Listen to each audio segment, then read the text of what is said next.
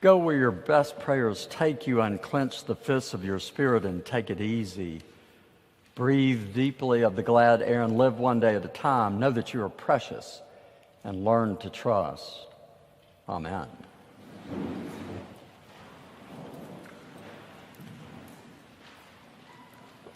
Well, good morning. It is so good to see so many of you as we make a bit of a shift again in our world together and as we worship together at St. John's. It has been 1 year. It has been 1 year. 1 year ago, and Whitney has captured this image and he found it. So this sermon today is a bit of a compilation and some words from really the whole staff. So take a look at this video if you haven't watched it already this week.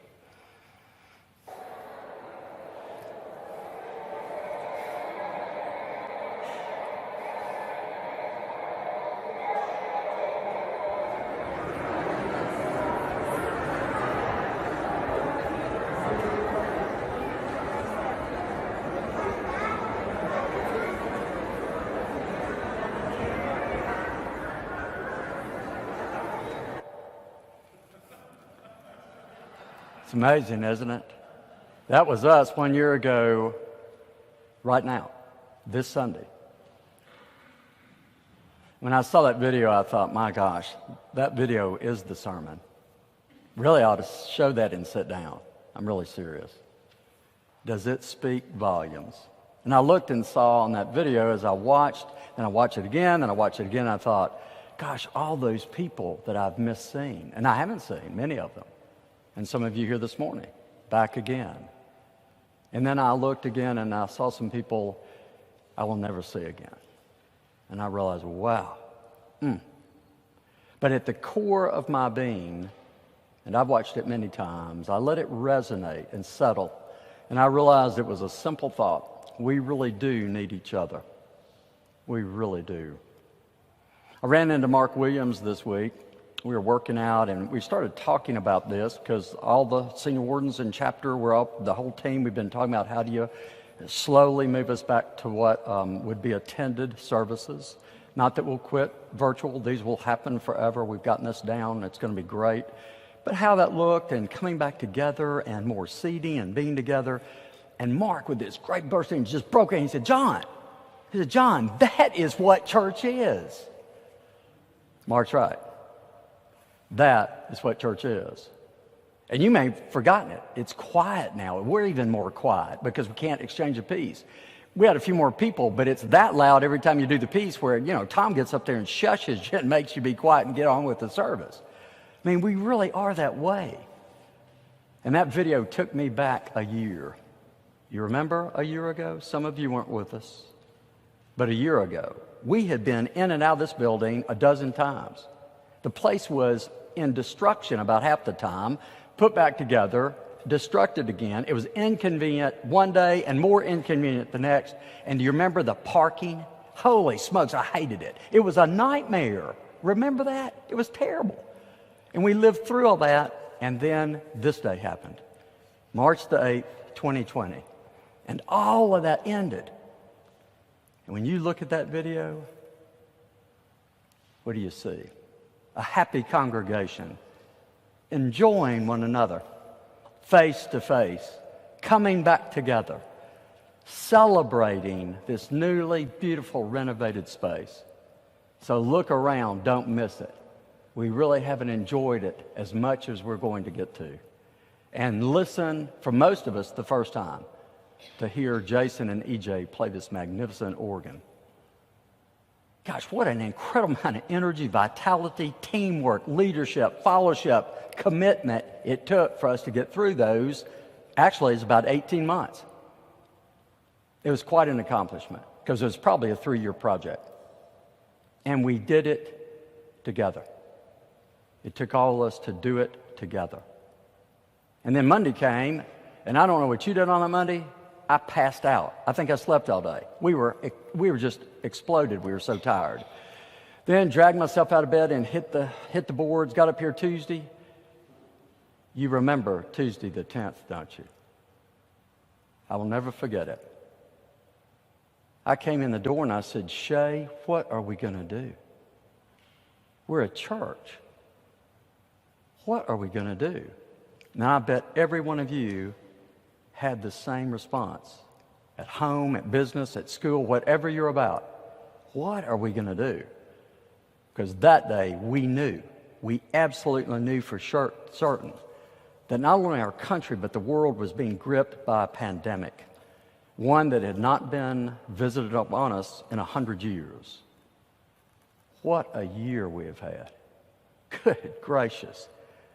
Well, you know Tom Rasnick? You know Tom Rasnick? He's off. I think he's playing pinochle out there in the courtyard or something. I don't know where he is. No, he's around. When we were talking about this week, he said, yeah, I got a piece of music. I said, what piece of music? So y'all get to hear it. This is from Tom to you.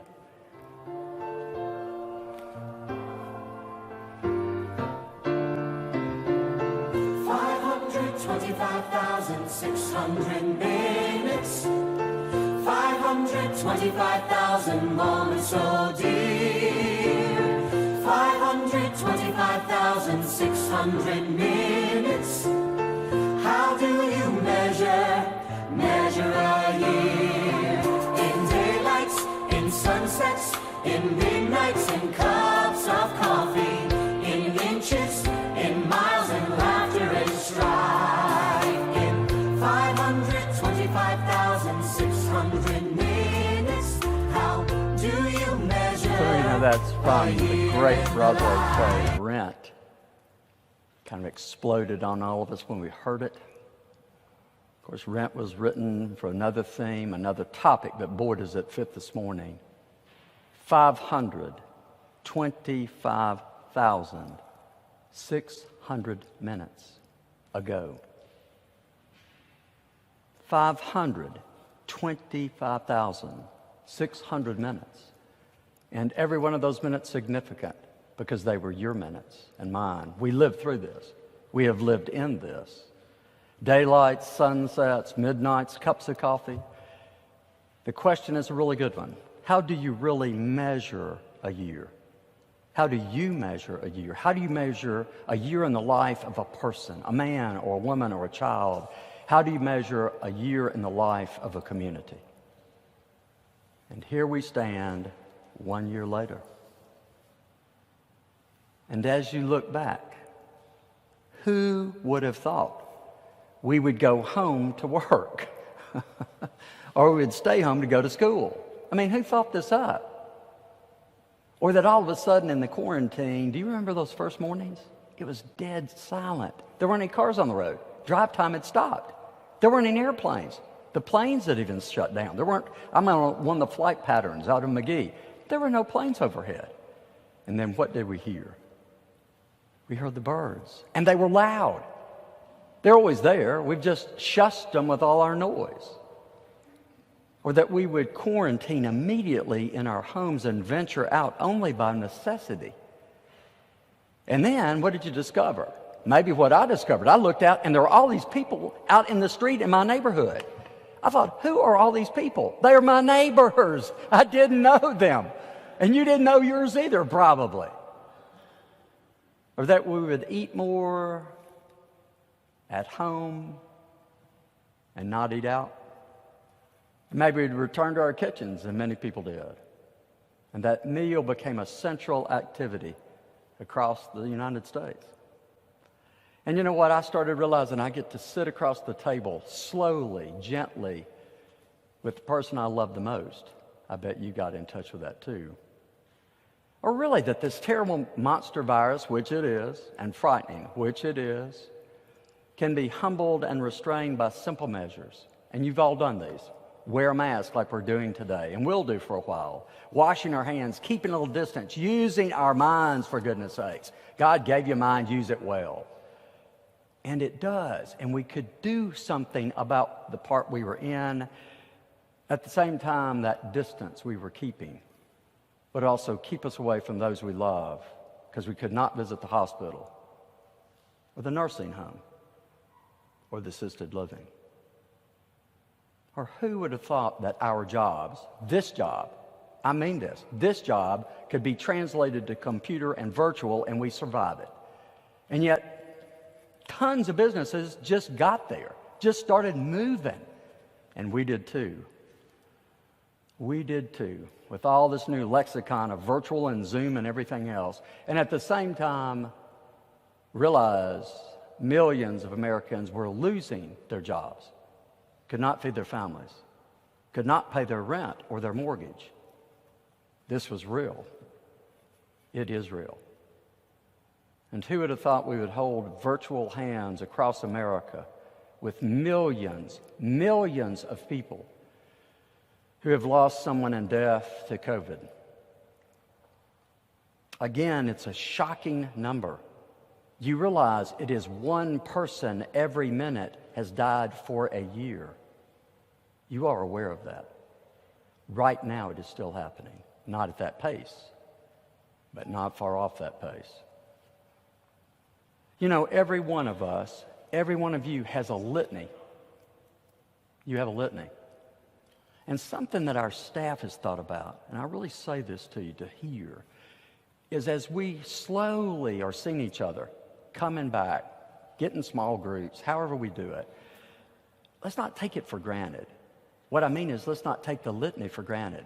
One of the things we really think is we need to make sure that we spend some time with each other sharing where we've been and what this has been for us.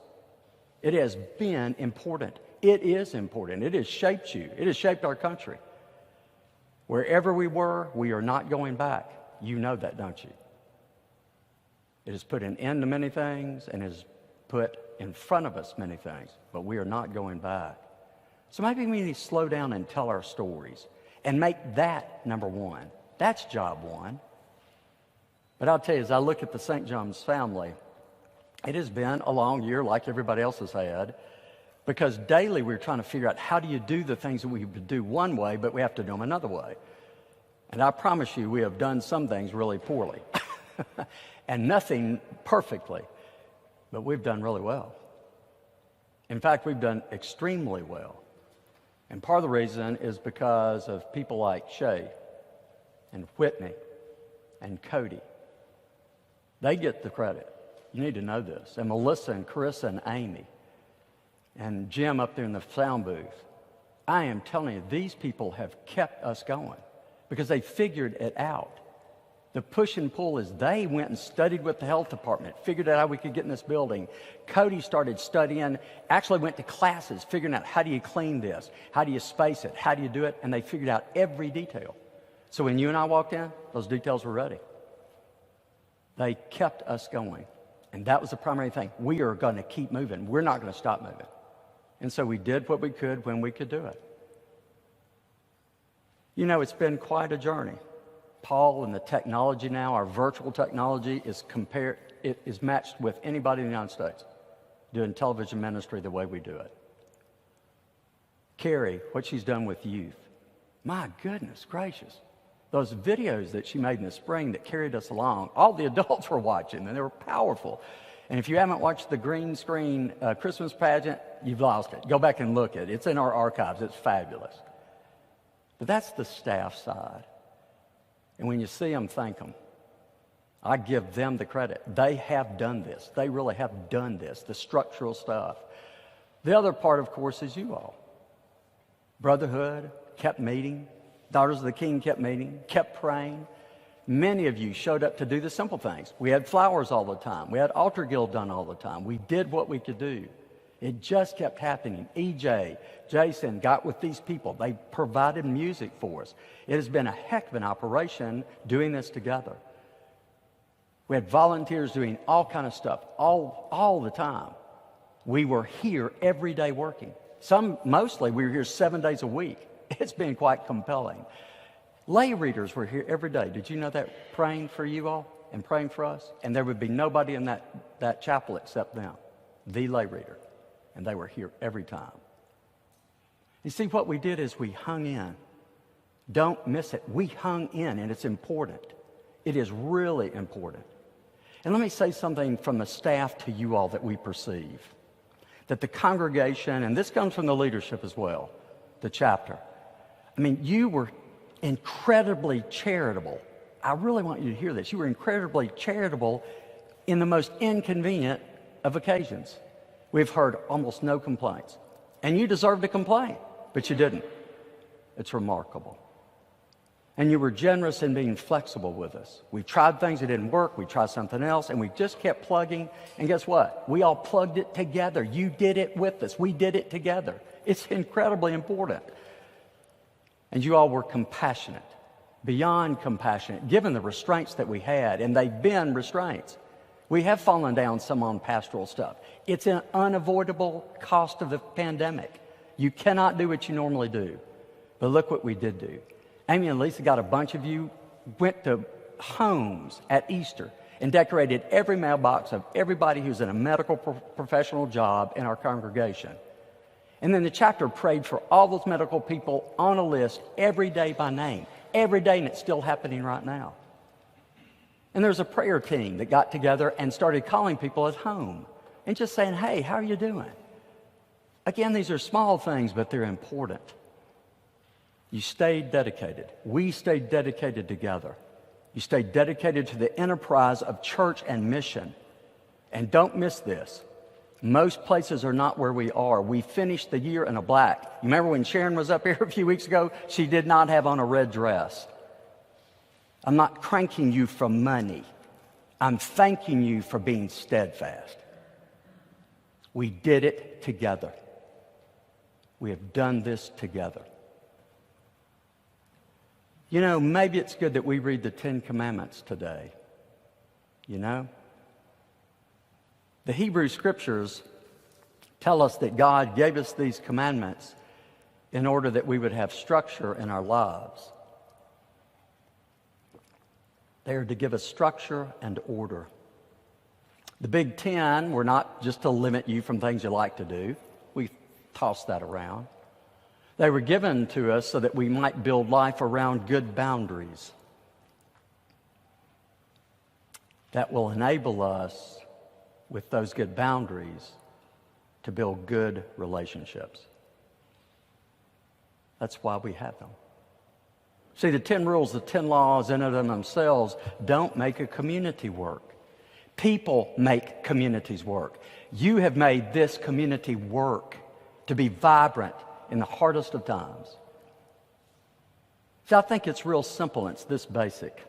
St. John's is not a preaching station. Those listening this morning said, what kind of preacher is he? We are not a preaching station. And we're not a dispenser of sacraments so that you go do something that's more important. We are a community. And if it's ever more clear to me, that is exactly the heart of this place. Are we perfect? No. Are we trying to improve? Of course. Do we have things to do? You're not kidding. Some tough things ahead. That's how life is, right? But you know, there'll be a time when we don't have masks on, when we actually get to hug each other, shake hands, sit bumper to bumper. I can't wait to put up against somebody and sit there with them. It's going to be simple, but it's going to be exquisite. It's going to happen. And then we'll live with how this works out in our lives. How many of you read the novel? Probably forced to read the novel like I was. You know the beginning. It was the best of times and it was the worst of times. But I kind of want to say, you know, so what? Life is that way, isn't it? Human life is a challenge. That's why we need communities, and that's why we're here together. If we didn't have challenges, if we didn't have obstacles, you realize we would not grow. We would be static and we would die. Our society would be static and it would die. Christianity has enlivened the United States of America in a way that's remarkable, as have other faiths. Because faithful people have hope. They have trust. They have something larger than themselves to believe in. That's what we do here. The enterprise is important, maybe more important than ever, as we finish this part of the pandemic and then try to find out what's left for us to do. But I know one thing. Those obstacles help you grow, and we have grown. I know it at some deep sense inside of me that I cannot explain to you, that St. John's has matured in some interesting way that will change us a bit, and all for the better. We have matured as a congregation. And that maturity, that growth will bear fruit for all those people who will be sitting in these pews, we hope, for ages to come.